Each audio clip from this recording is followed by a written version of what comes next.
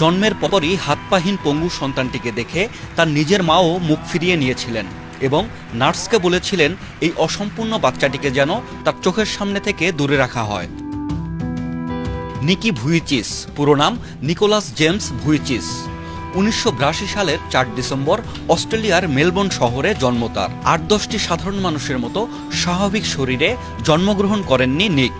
হাত পা কোনোটাই ছিল না নিকের। অত্যন্ত বিরল এই রোগটির নাম ফোসমিলিয়া। ছোটবেলায় অন্যান্য বাচ্চারা যেখানে হাসি খুশিভাবে মজা করে খেলে বেড়ায়, সেখানে নিক তার শারীরিক অসম্পূর্ণতার জন্য চরম অবহেলা ও অবমাননার শিকার হন। বন্ধু, পরিবার, পরিজন সকলের কাছে অপমানিত হতে হতে হতাশাগ্রস্ত হয়ে শেষ পর্যন্ত মাত্র 10 বছর বয়সে বাথরুমে বাথট্যাবে ডুবে আত্মহত্যার চেষ্টা করেছিলেন নিক। সে যাত্রায় বাঁচার পর তিনি সিদ্ধান্ত নেন পালিয়ে যাওয়া নয়, ইতিবাচক দৃষ্টিতে জীবনকে দেখে লড়াই করতে হবে। নিক জন্মের পর থেকেই স্বাভাবিক স্কুল ও কলেজে পড়াশোনা করেছেন।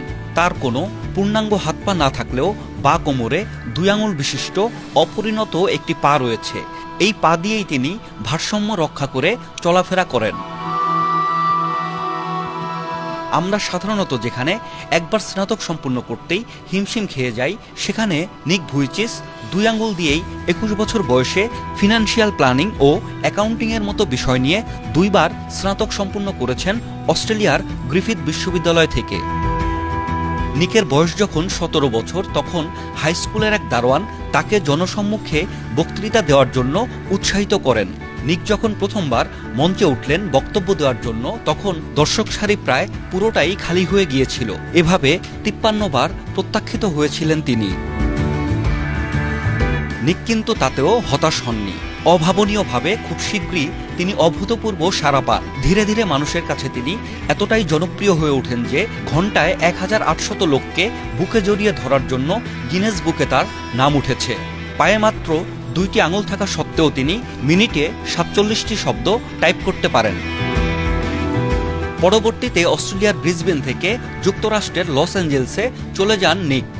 সেখানেই প্রতিষ্ঠা করেন বিকলাঙ্গদের নিয়ে কাজ করে যাওয়া অলাভজনক প্রতিষ্ঠান লাইফ উইদাউট লিম্বস এবং motivational speaking company attitude is attitude, যেখানে তার মোটিভেশনাল স্পিচ শুনে তরুণ প্রজন্ম ব্যাপকভাবে আলোড়িত হয়। ক্রমে ক্রমে অনুপ্রেরণামূলক বক্তব্য রাখার জন্য বিশ্বের বিভিন্ন দেশে তাকে ছুটে যেতে হয়েছে। তিনি 60-70টি দেশে প্রায় 30 লাখ মানুষের সামনে তার মূল্যবান কথাগুলি তুলে ধরেন।